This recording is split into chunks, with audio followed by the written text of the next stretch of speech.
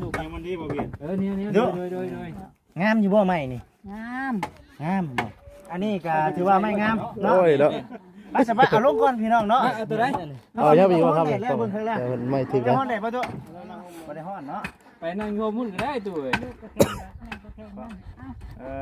ลูกแข้งแม่ก็แข้งน้ น้ำมันก่อนเขาตู้เนาะอ้าวสมัยนี่2เช็ด ำ บ่ยอกตัวนี้เด้อ เอ้าท่านมาเจ้าเข่งแดดก่อนเท่านะ ย่าได้กินเนาะ เอา เป็นเนาะเอาทดลองนี่จะดีพี่น้องเลยเนาะ เอา เพื่อข่อยกลับมาใช้เป็นตายอยู่นี่เบิดบ่ คำว่าหาบ่เห็นนั่นนึงมันเบิดนะ มันบักเหตุอันอยู่ข้างหลังได้แต่ก็แม่นใจได้ละเบาซารี เด้อ มาขอสวัสดีขอมาใจหลายๆเด้อ พี่น้อง FC เอ้ยเนาะเพื่อนไม่เท่าคุณอายุ97ปีตอนนี้ทั้งทีมงานเฮามั่นใจแล้วว่าน่าจะพอเนาะน่าจะพอเบิดแล้วพี่น้องเอ้ยเนาะก็เป็นเงินของทางผู้หลักผู้ใหญ่เพิ่นหลายๆท่านทั้งนั้นแน่ทั้งนี้แน่สมทบสุดช่วยเนาะกับทางแม่ตู้เพิ่นถือว่าเชิงเนาะทางบัญชีเองเนาะพร้อมด้วยทางทีมงานผู้ที่ว่ารับหน้าที่เป็นสะพานบุญให้กับทางผู้หลักผู้ใหญ่เพิ่นนี่ก็ได้เฮ็ดเวียกมาฮอดจุดนี้ก็ถือว่าดีมุกดีใจหลายพี่น้องเนาะถือว่าเฮือนเราเนาะไปตามแผนการที่ว่าตามเป้าว่าเฮาอยากให้เฮือนเราแล้วก็ถือว่าแล้วสมบูรณ์นะพี่น้องเอ้ย เห็นจะขึ้นดีบ่ บ่เซ็นก็สิขึ้นบ่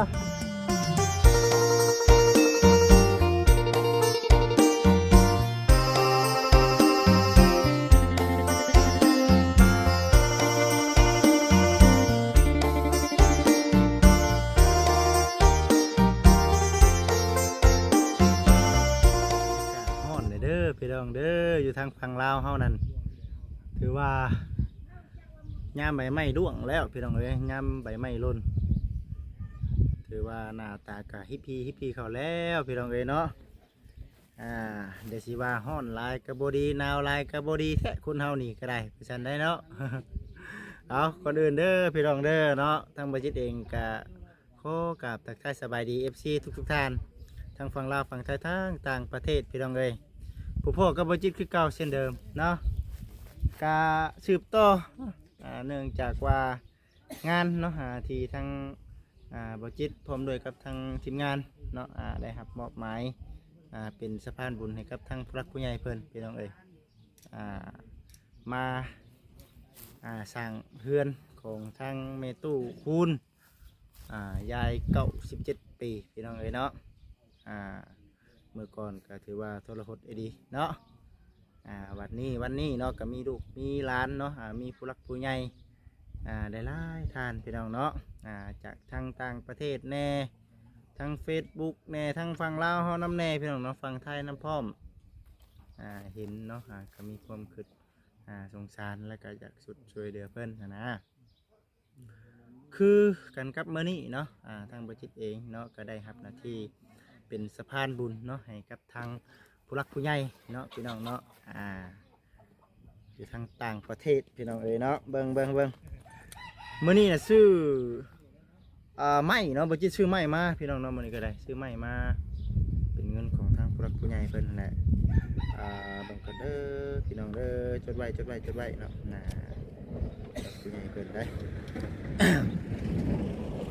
ทางบ่แสนเพิ่นน่ะ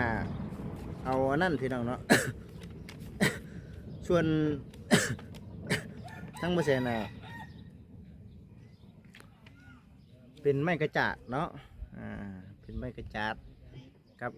ไม้แนบส่วนทางบริษัทนี่เป็นไม้เส้นไม้งามๆเนาะพร้อมด้วยไม้แป้นคือสีพออยู่พี่น้องเอ๋ยเนาะเป็นเงินของทางเนาะเอ้ยวิเนาะเอ้ยไล่เอ้ยบานเอ้ยน้องแล้วก็ทางพระครูเนาะทางครูบาเนาะทางครูบาเดือนเพิ่นพี่น้องเนาะที่ว่าให้กับทางบริษัทเองเป็นสะพานบุญให้เนี่ยบริษัทก็รวบรวมมาโฮมใส่กันแล้วก็ชื่อนั่นชื่อนี่มาให้ เพิ่นพี่น้องเอ้ยเนาะกระตุกอยู่เป็นเงินภายในมือนี่พี่น้องเนาะนี่อยู่ในงบเนาะ2 ล้านฮอดบ่2 ล้านกันน่าจะฮอดอยู่2 ล้านกับ50,000พี่น้องเอ้ยเนาะ บัตรที่นี่ก็ทางบริษัทเองก็สิพังเบิ้งบัดนี้เนาะว่าสิมีอย่างน้ำแน่เพิ่มเติมเนาะก็สิเข้าไปหาเพิ่นพี่น้องเอ้ยเนาะก็ก่อนอื่นสิ่งที่สำคัญที่สุดเนาะขาดบ่ได้อีหลีเนาะพี่น้องเนาะก็ต้องขอขอบคุณหลายๆเด้อหลายๆท่านเนาะแล้วก็ทั้งครูบาเพิ่นเนาะที่ให้กับทางบริษัทเองเป็นสะพานบุญให้เด้อเนาะขอให้อยู่ดีมีแห้งอายุมันคนยืนเนาะร่ำรวยขึ้นกว่าเก่าคิดสิ่งใดปรารถนาสิ่งใดได้ดังใจปรารถนาเนาะขอให้ประสบผลสำเร็จในหน้าที่การงานเนาะเป็นโปรโมชั่นให้กับคนทุกคนยากตลอดไปเนาะพร้อมด้วยกับทาง FC นั่นแหละพี่น้องเอ้ยบัดที่นี่นะทางบริษัทเองสิเอาไม้ลงจากรถทางบ่แสนเพราะว่าเปลี่ยนกันแก้เด้เพราะว่าคงบ่แสนเพิ่นนี่จะมีทั้งไม้กระจาดและรถเพิ่นแก้ไม้กระจาดบ่ได้เนาะก็เลยซับกันบริษัทแก้ของบ่แสนแก้ของบริษัทเนาะก็สิได้เอาลงจากรถบ่แสนเพิ่นก่อนพี่น้องเอ้ยเนาะไปซะพี่น้องเนาะติดตามรับชมเบิ่งไปนํกันตอนนี้ก็คือสิได้มุงเนาะคือสิได้มุงพี่น้องเอ้ยไปติดตามรับชมไปเบิ่งเพื่อนงามเราเลยพี่น้องเอ้ยไปโดยพี่น้องเอ้ยก็อันนี้จะเป็นส่วนทางเบาแสนเพิ่นเด้อพี่น้องเด้อเนาะเป็นไม้แนบน้ำแน่เนาะไม้แนบ4แล้วก็ผาไม้กระจาด12ใช้รถนี่แหละแกมาแต่ว่าพากันเอาลงแล้วพี่น้องเนาะพากันเอาลงแล้วว่าไปโฮมนี่แหละพี่น้องเนาะมานำกันเบิดทางทีมงานเฮานี่แหละเนาะสบายดีอยู่ดีมีแห้งอายุมันคนเยินเด้อร่ำรวยรวยอยู่ เล่นเวลาทายได้ผมมีก่อนในทีมงานบ่มัน โอ้ย มันเกี่ยวอย่างกันเลยบัดนี้ เอาความรักหักบ่ที่กันเลย ไม่ได้พูดอะไรหรอก ไปหาเมียข่อยเว้าข่อยยังบ่ได้เอาให้เนี่ยว่าอยู่ข่อยยังคิดอยู่ เมียบ่ให้ที่บ่ เมียยังบ่ทันให้บ่เชิญแล้วหมู่ เอาหยอกซื้อ เอาหยอกข่อยก็ว่าหยอกคือกันเนาะหาขอเฮือกขอแห้งได้ได้บาดนี้ได้ยังไงนะ พูดแล้วหรือว่าป้าไปให้มันนักรถบ่เสียนบ่ฮะพากันเนาะ นักมาแต่จะพูดหน่อยติกูได้กูได้นี่น่ะ นักกลัวบ่นี่ ใช่ ว้าวไป ออกมาที่พี่จังมัดนี่ เราว่าเราขึ้น ว้าวย่าแล้วสาคำบ่นั่นจังหวัดสิแม่นคุมเราไปจักเนาะเฮ้ย มีชีวิตเช่นบ่ได้ อาจจะได้นักกลัวไปสายพี่น้องเอ้ยลืมเนาะลืมคุยกับแม่ตู้ได้จังใดมื้อนี้ชื่อเด็กบ่ถึกลืมแล้วเลยเฮ้ยตู้สบายดีบ่เป็นหยังบ่ถึกบ่เป็นหยังหัวหน้าไหมหัวหน้าไหมกินข้าวกับพี่ช้างมื้อนี้ ข้าวกับปลา ข้าวกับปลาเอามาแต่สะใด เพื่อนอาหาร นอนใช้เมื่อคืนนี่ อาหาร คิดว่านอนตารางนะคิดว่านอนตารางสนอกว่าแล้วแท้ๆได้เฮือนมื้อนี่ สาธุ เชือกผูกไว้กับโบอยูเบิ่งคักแล้วมื้อนี่นะ นั่นแหละ จับเบิ่ง นอกทางสบายดีเด้อจับเบิ่งคักแล้วว่าแล้วมันนะ แล้วเนาะเบิ่งมื้อนี้คือสิตอกข้าวเนาะมื้อนี้เนาะมุงบ่มื้อนี้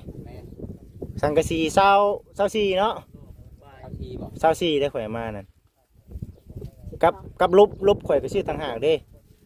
เจ้าสี่แล้วมองทันแล้ว ลองเบิ่งเนาะเป็นจังไดก็ได้ตะกี้ว่าสิบ่เอาสังกะสีว่าสิเอารังหญ้านี่แหละน้ำตัวใดก็บ่ได้ตี ตัวใดก็บ่ได้ติเนาะ ตัวนี้แล้วมันเย็นครับ เย็นได้ผมกินนี่ไปนั่งกินนี่เย็นครับ อันใหญ่มันจังเย็นบ่ แต่เสียงไผ่นี่แหละ โอ้ยลมพัดมากันเพิ่งว่าเลยแหละ เพิ่งก็แหละ มันยิ้มคือสังกะสีนะตัว ไอ้ตู้ทนแดดได้บ่ทนแดดน้ำหลานได้อยู่บ่ ได้ ได้เนาะคำได้เดี๋ยวไปเบิ่งไม้ไป ได้ ไปเบิ่งไม้ เบิ่งเด้อหัวโอ้ยเนาะย่านเด้ใช่ปอตัวทั้งสร้างเพิ่นก็พากันบุกแล้วพี่น้องเอ้ยเนาะเอาดีได้อสร้างเด้อ เบาเสียนเบาสวัสดีเนาะ สบายดี เด้อเอาสบายดีฮะ ไปทีนึง หมวกกัน บ่เคยใช้เนาะ ใส่จะโดนยุแต่ว่ามันแปลกหูแปลกตาไม่ได้บ่เคยเลย แล้ว ไปว่าอะไรเกี่ยวไผที่บ่ แม่นแต่ก็คือเป็นมันแหลกเนาะ แล้วเนาะ มือเลยสำเร็จ มื้อนี้สำเร็จมง เห็นแล้วมืออื่นบ่สำเร็จมุ่งมือ เส้นฟ้าก็เอามาได้ จะเอามาก็ดีแล้ว บ่เซ็นชื่อบ่เซ็นว่าเอาจักห่อจักเส้นก่อน 2 15 15เซน เพราะไปแบบเผื่อไว้นำเด้ พ่ออยู่ว่า15เส้น เดี๋ยวพ่อเข้าไปใกล้แล้วตัดมายัดไม่นะทุกใจก่อน 15เส้นใหม่น่ะ แต่พอดีไป30โตตัดครึ่ง คำพ่อก็อุ่นใจพี่น้อง อ๋อแต่ว่านี่ได้เฮาเดียวตอนแรกน่ะว่าแต่ว่านี่ตอนนี้ขังน้ำเสียนะ ใครกลัว เมียน ป่ว ได้ ยน่ะ ขังหมดนี่คืออยู่นี่ก็ขังนี่จะครึ่งนึงนี่นะนี่ก็ห้องนี่ก็ขันไปหันน่ะ คำมันเหลือแสดงว่างามก็จัดการเลย แล้วก็มองจมพนักมองนั่งนิดนึงนะ พี่อันเนาะขันมาพี่เลยเนาะขันไปใส่นึง ตก ขัน แต่ บ ง น ให้ เสียนะประมาณนี้นี่ บนไหนก็ตกแต่งแข่งให้ ทางให้ห้องเขาไปหันน่ะ ตกแต่งน้ำแต่อย่าลืมมันเฮ็ดประตูได้บ่มีบอลเข้าได้ แยกดอกเนาะทั้งช่างเฮา แต่โคตรดิ แต่พูดบ่มีบอลเข้าได้ตู้เนาะ ตู้มีคนเข้าได้นำตู้ อ๋อคักเนาะพี่น้องเอ้ย งานแล้วบัด งามไม่ดีบาทสิได้เฮ็ดให้งามไปนี่แหละมันจังกินฮอดสร้างเอ้ย เฮ้ยมันตัวละห้องเน็ตได้นี่เอาเบิ่งใหม่ อ๋อจะพ่อบ่เสียนจะว่านักกว่าไม่เฮาหมายว่ากระจาดเฮาจักได้พี่น้องเอ้ย ไม่ว่าตาชิบเช็ดมีตั้งกับชิบตั้งขันเจ้าออกมาเด้อเถ่าเด้อ เนาะถ้าเป็น ขอรบกวนเด้อ ไป โอเคโอเค มาหน่อย ผู้ชองเนาะแม่ไม่15เช่นแก้เห็นยังเลยไม่ได้จังแก้ไปยังเนี่ย มานี่ก่อนทำให้ตู้ ยังมันดีบ่เบียดเนี่ยโดย งามอยู่บ่ใหม่นี่ งาม งามบ่งามเนาะ คือว่าสิได้เล่ สิได้ บ่เห็นเว้นตาแล้วบัดนี้ผู้ใช้เห็นเจ้าสิเว้นตาแล้วเอายุ่งสิ กันแดดบ่ เขายืนได้หมด เขาอยู่ในหมวก งานเด้อ เจ้าเว้นดิเจ้าเว้นความหมวกดิเอาบ่เสือนะเอาเวียดเอาบ่เสือ โอ้โหลักษณะเนาะ เป็นไง อ๋อเลยคุณมันตาคอยอยู่ด้วยนะคอยได้ ขอโทษขอไปละบางเข้า ผมบ่ย่านแบบนี้นะ อันนี้ก็ถือว่าไม่งามเนาะ โอ้ยแล้ว ไปสบายเอาลงก่อนพี่น้องเนาะ ตัวไหน เอาอย่าไปว่าครับ แล้วเบิ่งเท่าแล้ว แต่มันไม่ถึง ได้ นะ ฮ้อนได้บ่ตัวบ่ได้ฮ้อนเนาะ ไปนั่งโยมมุ่นก็ได้ตัว ลูกแข้งแม่ก็แข้งน้ำ น้ำมันก่อนเนาะตัวเนาะอ้าวสมัยนี่2เช็ด บ่ยอกตัวนี้เด้อ เอ้าท่านมาเจ้าเข่งแดดก่อนเฮานะ ญาติได้กินเนาะ โอ้ยเราก็เอาดีแล้วเนาะ เด้อขออนุญาตอันตู้ไปนั่งอยู่ห้องรถก็ได้ไปเพราะอยากให้เรามาเบิ่งไม้สิดอกพี่น้องเอ้ยบัดนี้แต่ว่าไปตู้ระวังไม้กับเจ้าป่าตกใส่เด้อ เอาผมขอตัว นั่งอยู่ห้องรถกับเดี๋ยวเนาะ กลุ่มเดียวกลุ่มน้องบอสวัสดี หัวเลยเนาะ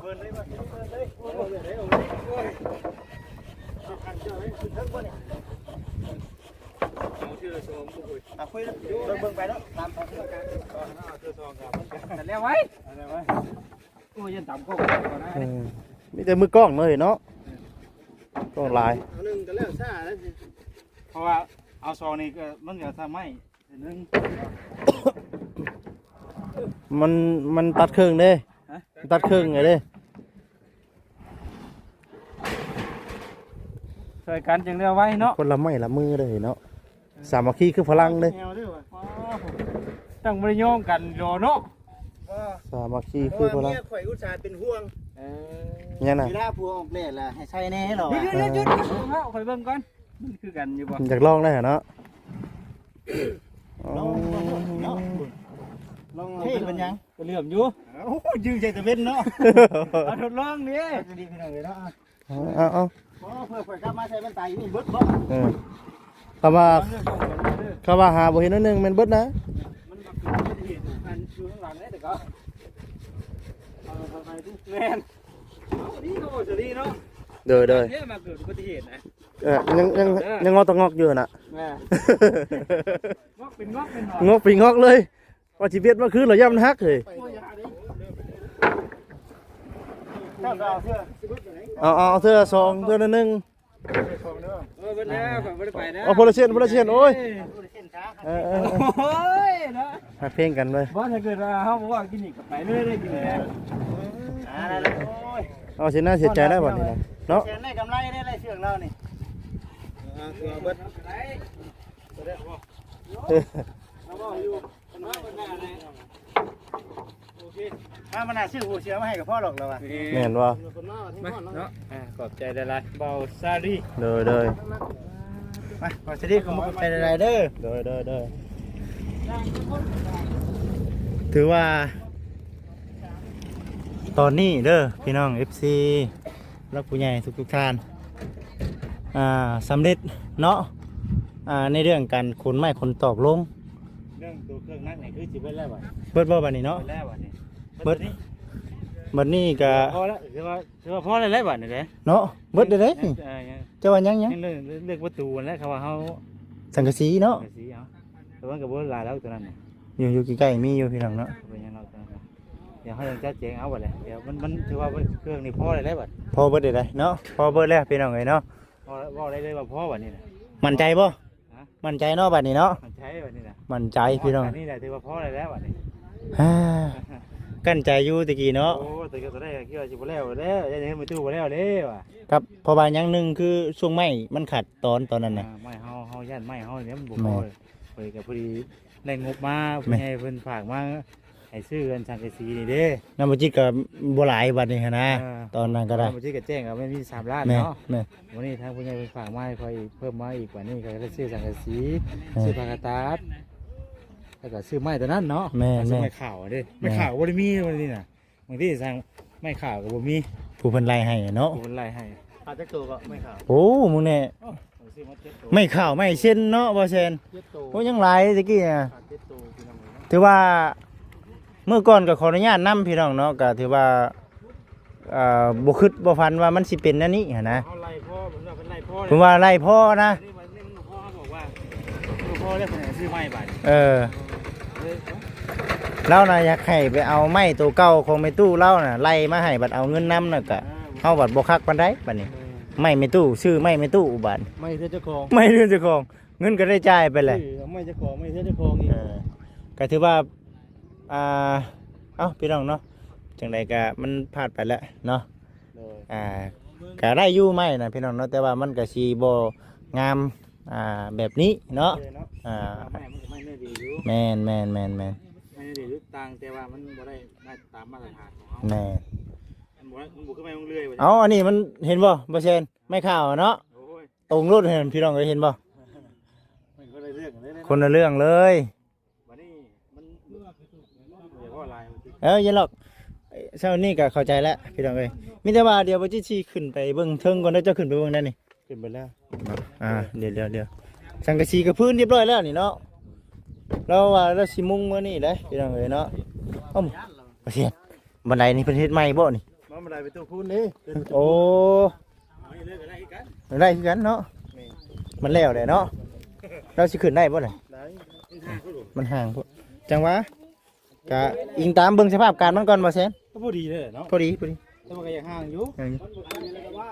ผมเลยจะหาขันครับ เอา5คันซะ เอาเสียไม่ได้หาขันเนาะ อย่างที่นะเสียไม่ได้หาขัน ปอเอาตาม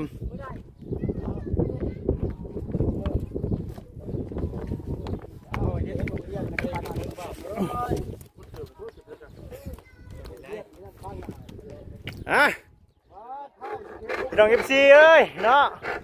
เพื่อนไม่เท่าคุณอายุ97 ปี ตอนนี้ทั้งทีมงานเฮามั่นใจแล้วว่าน่าจะพอเนาะน่าจะพอเบิดแล้วพี่น้องเอ้ยเนาะก็เป็นเงินของทางผู้หลักผู้ใหญ่เพิ่นหลายๆท่านทั้งนั้นแน่ทั้งนี้แน่สมทบสุดช่วยเนาะกับทางแม่ตู้เพิ่นถือว่าเชิงเนาะทางบัญชีเองเนาะพร้อมด้วยทางทีมงานผู้ที่ว่ารับหน้าที่เป็นสะพานบุญให้กับทางผู้หลักผู้ใหญ่เพิ่นนี่ก็ได้เฮ็ดเวียกมาฮอดจุดนี้ก็ถือว่าดีมุกดีใจหลายพี่น้องเนาะถือว่าเฮือนเราเนาะไปตามแผนการที่ว่าตามเป้าว่าเฮาอยากให้เฮือนเราแล้วก็ถือว่าแล้วสมบูรณ์นะพี่น้องเอ้ย เห็นจะขึ้นดีกว่า บ่เช่นก็สิขึ้นบ่ก็ถือว่าโอ้ดีใจเด้อพี่น้องเด้อเนาะขึ้นมาหาวิวก่อนพี่น้องเอ้ยเนาะขึ้นมาเบิ่งก่อนเนาะขึ้นมาก่อนกราบขอโทษขออภัย FC หลายๆเนาะผู้ที่ว่าเพิ่นว่าโอ้ยสูงเด้บ่จิตเอ้ยว่าซั่นลองเด้อว่าสิเด้อขึ้นไปสูงครับ ได้อยู่ยาวเลย อ๋อได้เรื่องได้บ่เซนบ่อันนี้คือไม้เส้นพี่น้องเนาะลายยาวพอดีเลยลายยาวน่ะพอดีแล้วขวง ลายตั้งอันนี้ได้ควงเอาดิ เอาก็ยังสิมีตั้งอยู่เนาะมี ว่าจุฬาเขาใส่ผ้ากระต่ายนะพวกควงก็ได้มีแต่ใช้ตั้งเอาอย่างเดียว ตั้งอย่างเดียวได้นี่ ตั้งขึ้นไปเลยลูกนะเอาในไหนก็ได้ขอเพียงแต่ว่ามันอยู่แล้วก็มันแน่นเนาะที่มันเดือดเขาก็ว่าเฮ็ดผมเดียวมีหลายแนวมันเดือดนะใครกลัวบ่พอมันมันดีมันบ่พอรถช่างก็ขึ้นนักใจอยู่นะสิตัดใช่ยังกะยันมันบ่ถึงนะบ่มันเดือก็เดือบ่หลายนะพี่น้องพอดีงามเอาช่างสบายดีเด้อช่างเด้อสบายดีเด้อคักแท้บ่เสียงขึ้นมาแม่ถึง1เย็นๆได้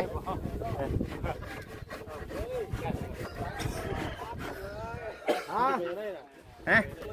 พี่ขึ้นบ้างนี่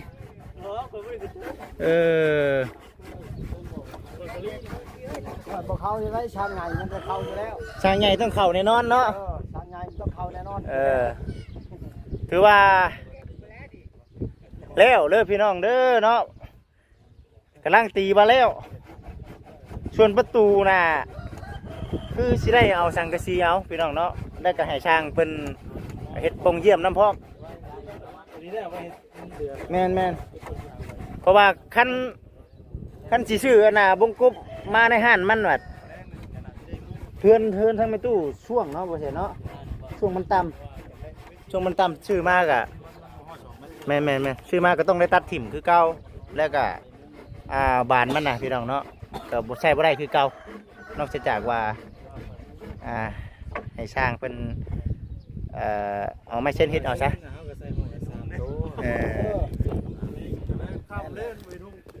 ตัวนี้มันต้องได้ตั้งกลางที่ได้เนาะจ้าอันนี้คือปงเยี่ยมเนาะปงเยี่ยมแล้วประตูก็ตั้งคักแล้ว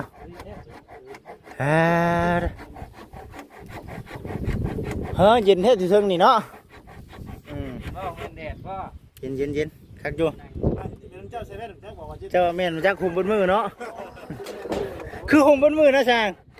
ใช้เป็นตาดำ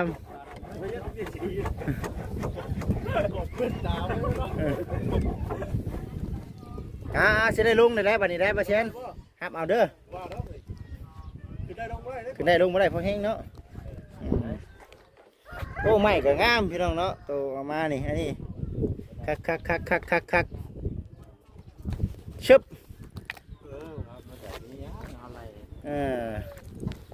ฮึบ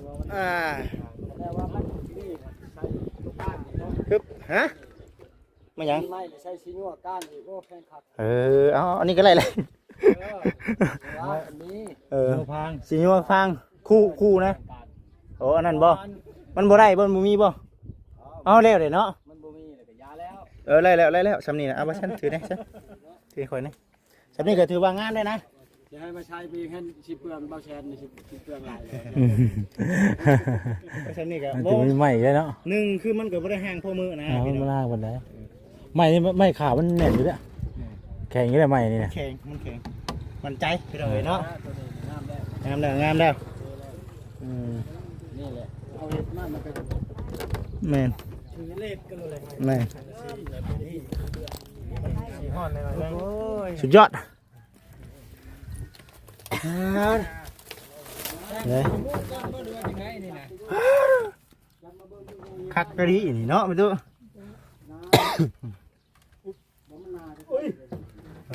ขึ้นได้ปะเด้อเว้าให้กับทั้งลูกทั้งหลานพังแล้วว่าพ่อเขาไปสั่นน่าจะพ่อแล้วว่าเนาะไม่ผาไม่กระจาดก็มีแหละอ้าวไม่เส้นเฮาก็มีแหละเส้นตอกฟ้า แมน สังกะสีเฮาก็มีแหละเบิดเท่านั้นเลยอืม ใจน้ ยังแต่ไก่แล้วบาทนี่ยังแต่ไก่แล้วบาทนี่เนาะขึ้นเพื่อนขึ้นซาน ตำแดดเลย อยากเล่าหรอกพี่ตังเลยจังไหน ตอบรับผมมีครับบาด ำตากับพ่อไม่สิงกับพ่อ พอไปแล้ว แล้วมันแดดมันเลือดตาน้ำ สบายใจได้อีกบาทนี่เด้อ ใจ สบายใจได้โบ น้ำลาน บ่ต้องกังวลเนาะ แมน ได้นอนเฮือนใหม่แท้ๆมื้อนี้เนาะ สาธุ มาสิบอกชื่อก่อนพี่น้องเนาะได้ชื่ออะไรที่แกเบิ่งเป็นผู้รักผู้ใหญ่เพิ่นหลายท่านเด้พี่น้องเนาะเด้อเป็นเอ้ยวิเนาะเอ้ยวิแล้วก็เอ้ยไล่เอ้ยบานเอ้ยน้องอยู่ประเทศ USA สหรัฐอเมริกาเนาะแล้วก็ครูบาเดือนเนาะอยู่วัดสุนันทาอยู่สวรรค์นี่แหละ เรียกช่างเลยดิ สมทบชดช่วยกันเนาะจนสำเร็จเสร็จสิ้นเขาเองก็เที่ยวมาหาเพิ่นก็ได้เรื่องอยู่พี่น้องเนาะทางมิตรเองก็ได้คือว่าเตียนลงขึ้นมาเดินมองไปเลย ครูบาเดือนจังว่าเรื่องหรือบ่ได้ถามเพิ่นแต่ว่าจังว่าบ่ได้ถามผมครับครูบาเดือนเพิ่น เป็นครูว่าเดือนไม่มีสื่อร้านทรายบวชสื่อเดือน แม่นบ่จังว่าเนาะก็เรียนว่าชื่อคือกัน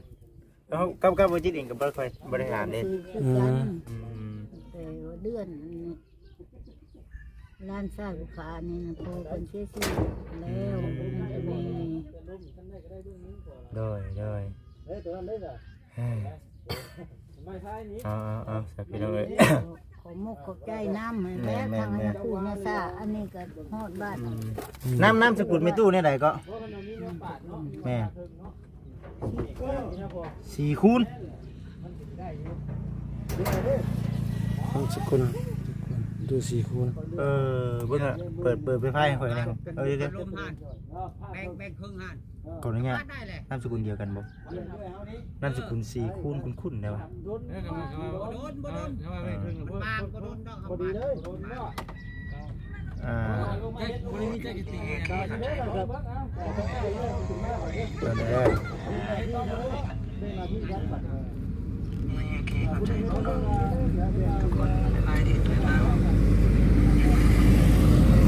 อันนี้คือผู้รักผู้ใหญ่เพิ่นเด้อ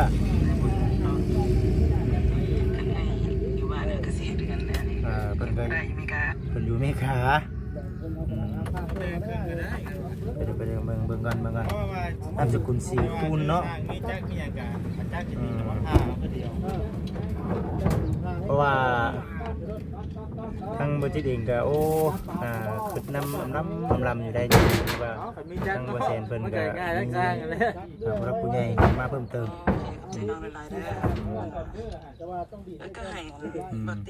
ไอเตียงแล้วก็มาเนาะ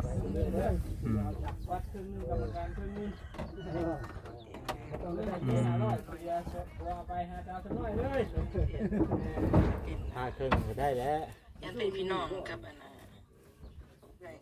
เครื่องของเต็มเอสเจ้าไปตู้เนาะเรามาไว้ พี่น้องอเมริกา ดีบ่ ซอยเราอยู่ ต้องเชื่อแล้ว พมวันเนาะนามสกุลพมวันนามสกุลพมวันเพิ่นน่ะเนาะโอ้เป็น คนซื้อกัน คือกันเนาะเอาจังไดก็ตามเด้เนาะลูกหลานคือเก่าเนาะลูกหลานคือเก่าฮักเพลงคือเก่า ก็มีแต่ว่าให้แม่ตู้น่ะขอบุญขอบคุณเนาะลูกหลานอยู่ทั้งต่างประเทศรับผู้ใหญ่เพิ่นชดช่วยผู้ใจดีเพิ่นชดช่วยเด้อตู้เด้อผู้ใจพรให้เพิ่นแน่เนาะเพิ่นก็มีน้ำจิตน้ำใจได้ตู้เอ้ย นาะทั้งแม่นี่ก็พ่อขอบมกขอบใจนำพวกที่มาอุปถัมภ์คำสู้นี่แล้วทั้งผู้ใหญ่ใจบุญได้ช่วยผู้ขานี่ก็ขอให้อยู่ดีมีแห้งเด้อลูกเต่าก็ดีล้านก็ดีท่านว่าผู้อยู่สหรัฐอเมริกาก็ดี ถึงสิบ่แม่นนามสกุลกันก็ฮักแพงคือกันอยู่ กันถ้าว่าบ่แม่นนามสกุลก็ให้ฮักแป้งกันคือเก่า อ่า นี่แล้วแต่ว่าจะเฮ็ดได้แล้วผู้ขานี่มันเป็นแนวนี้แหละค่ะขอให้อยู่ดีมีแห้งทางนั้นก็ดี เอา ทีนี้ต่อไปมันคงทะนงเกณฑ์ปิดเงินปิดทองให้อยู่ดีมีแห้งเด้อลูกเอ้ยผู้ปู่ผู้คุณ สา แม่ ธุ ก็ว่า เนาะ บ่เป็น สุขเนาะดีใจหลายพี่น้องเนาะดีใจในเมื่อความฝันของทั้งแม่ตู้เราเป็นจริงแล้วบ่ได้น้อยได้เพื่อนเราเนี่ยพี่น้องเอ้ยเนาะ แม่น ถือว่าเติบหนึ่งใหญ่เติบหนึ่งเนาะ เข้าใจนะ โคตรถือว่าใหญ่เติบได้อ ให ยู่ ญ่ ผู้เดี เล ยวย เนาะใหญ่แฮ่เอาสามีได้มาคุยกันกับทางบอสดีถ่าเด้อ แม่น ท่านผู้ชมเกิดเดือน15 FC เลาะเบิ่งก่อนพี่น้องเอ้ยเนาะวันนี้ก็มีทั้งบ่แสนเพิ่นน้ำพร้อมเนาะทั้งผู้รักผู้ใหญ่สดช่วยแก่ช่วยกันมาคนจนเมื่อย สบายดีให้คลิปดิ ป้าชาพี่น้องเด้อเนาะจังไหนก็อยู่ดีมีแห้งทุกท่านนั่นแหละพี่น้องเอ้ยเมื่อนี้ทางบุญจิเด่งก็ได้ครับนาทีเป็นสะพานบุญสำเร็จแล้วเนาะมีแต่ว่าสิไปเบียดไปงานต่อฝากซีทุกท่านเป็นกำลังจิตกำลังใจให้แม่เด้อพี่น้องเด้อเอาสำหรับคลิปนี้ก็ลาพี่น้องๆไปก่อนขอให้ FC อยู่ดีไม่แห้งขอให้เอื้อยเบิดทุกคู่ทุกคนเนาะจงมีแต่สุขภาพเข้มแข็งเด้ออายุมันคนเนินนำด้วยในหนาทีการงานเด้อเนาะสำหรับคลิปนี้ขอกล่าวคำว่าสบายดีเด้อพี่น้องเด้อ